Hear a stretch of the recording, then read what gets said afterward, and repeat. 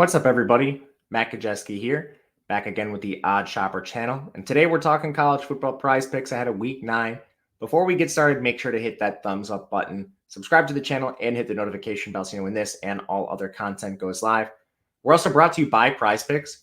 New users can get a first match deposit bonus of up to $100, and they are giving you one free month of Stochastic Plus. We have everything, player projections, even college player projections, which is why you're watching this video. But they also have NFL, NBA, NHL, bunch of niche sports. Make sure you check out PrizePicks because they have a lot of cool stuff going on. And if you or someone you know has a gambling problem, please call or text 1-800-GAMBLER. You must be 21 to play.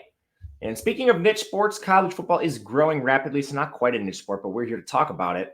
I've got 4 on deck for you. Ran really bad last week. Actually had, maybe you shouldn't admit this, but I have to. Weighs on my conscience. We were 0 for 5 after cashing 2 straight weeks. So we got to get a bounce back week. And I think we've got the right card for it.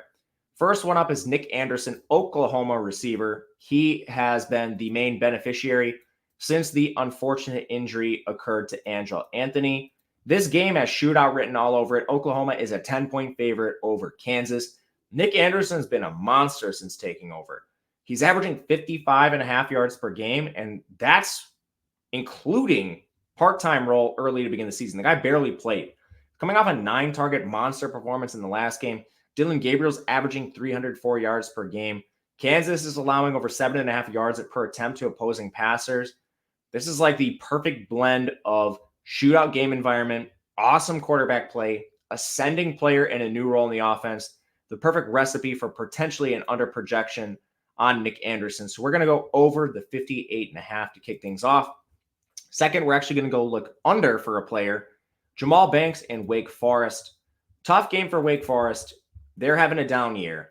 They are 20.5-point underdogs to Florida State, who has an elite secondary, allowing just 6.3 yards per pass attempt.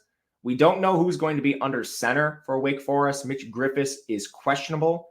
If it's not him, they will have to turn to their third stringer, Santino Marucci. Even if Mitch Griffiths plays, we haven't seen great efficiency. They're only averaging 200 yards per game through the air. That's Mitch Griffiths. And then the receivers. It has been a nasty rotation of late, and this is extended to Jamal Banks.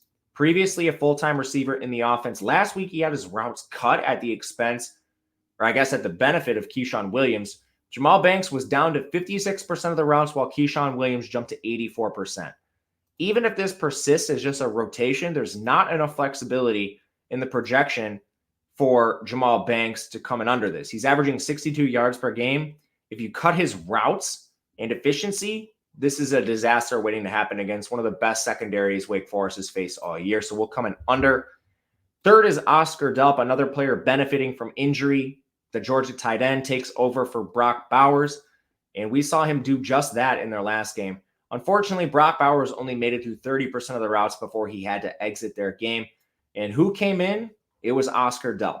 He immediately had a 75% route share in the offense. Now, we don't have a large sample of what this is going to look like target-wise, but on the year, Delp is averaging 2.5 targets per game for 23 yards.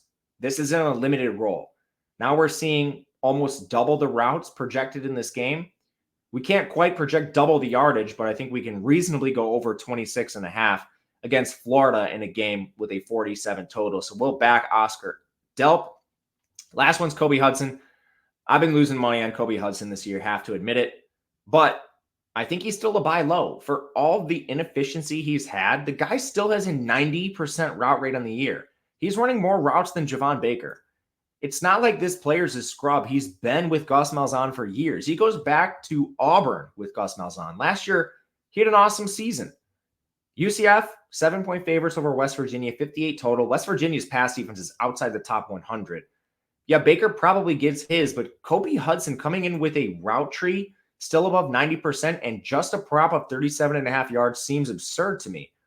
We're going to go over this in a nice matchup, bounce back spot for Kobe Hudson, and we'll keep this to 4 this week. When you do the 4 plays, you have a choice. The power play, you need to hit all 4 correct, but it pays out 10x. If you want to take some of that risk down, you can do the flex play. You only need 3 correct. If that happens, you get 1.5x. And it still gives you the chance, if all 4 are correct, you get 5x. Just gives you a little more flexibility. I like this one, so we're going to play this with the full power play. Try to 10x our money if we get all 4 correct. If you have a comment, something else you'd like in Prize Picks, let me know. Would love to hear about it. And if you have a question, I'm on Twitter at Matt_Gajewski. Until next time, good luck, everyone. We'll see you again soon.